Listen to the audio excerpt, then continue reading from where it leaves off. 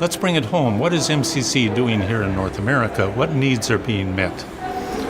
You know, one of the strongest answers to that right now, I think, is our response to Syrian refugees and other refugees as well. But recently there have been thousands that have come to Canada out of the horrific conflict of the Middle East. And it has been remarkable to watch hundreds and hundreds of groups across Ontario, across Canada, through MCC, work to be a hospitality community that opens homes and communities to these new families.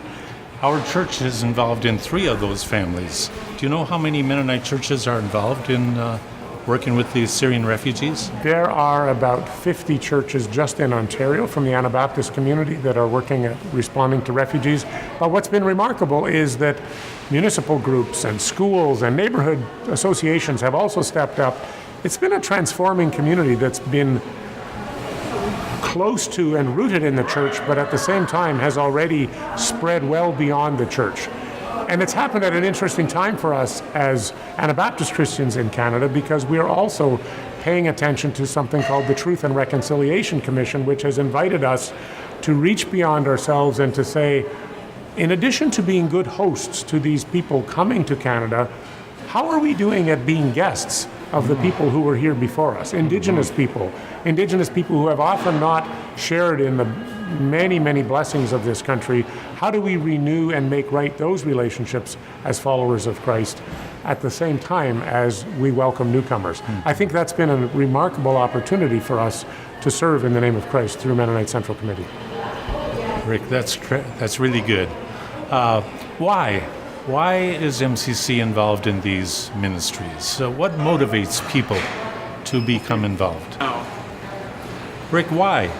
Why is MCC involved in meeting these needs? What motivates people to give up their regular work or their own needs and meet the needs of people?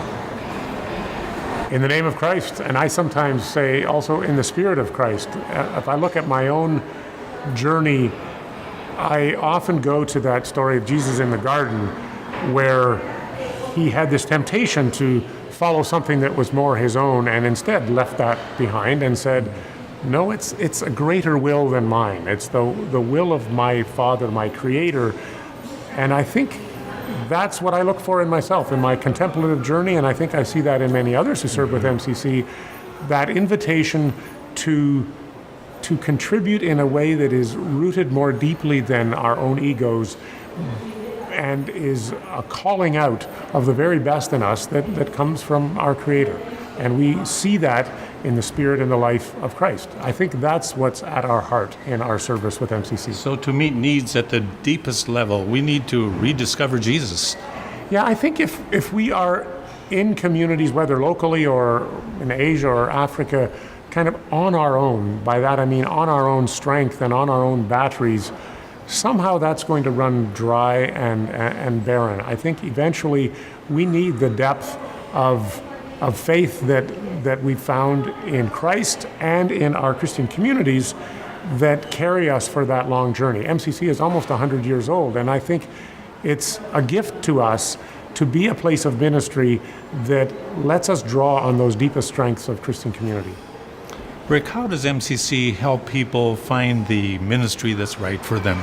I'm reminded as we're standing here in a thrift shop, one that you, Palmer, and many of your friends know very well, people who want to serve in their own community and be involved and engage deeply in the work of the church and the work of MCC, we're thrilled to have them involved in our material resources centers or our thrift shops. Sometimes people are looking to be outside their own community, possibly serving nationally or internationally. And then I caused to think of my own story. I had served for a few months on an Indigenous community here in Ontario, and the director of MCC at the time, Dave Worth, knew that and knew there was an assignment working with an Indigenous community that was facing militarism issues in Labrador, northeastern Canada. And he shoulder tapped me, and we had a baby and another one on the way. It was a terrible time for us to go. But it was very meaningful to have somebody in leadership in the church say, we think you have something to offer here. And we know this is part of the passion of the church to respond to the injustices in an Indigenous community. And it's part of your personal passion. And where those two have met, just had a profound impact on me and has continued to be part of my life's ministry with Mennonite Central Committee. Thank you, Rick. You've been very helpful and inspirational. And I encourage you to continue that kind of discerning of gifts. Feel free to tap each other on the shoulder and discern what kind of needs can you meet. What kind of gifts do you have for meeting those needs? What does it mean to continue doing in our age what Jesus began doing in AD 30? Seek to answer the questions in your workbook. What do we believe about ministry? How do we go about meeting needs? And I believe we'll be able to help each other be more faithful to what it means to behave like Christ.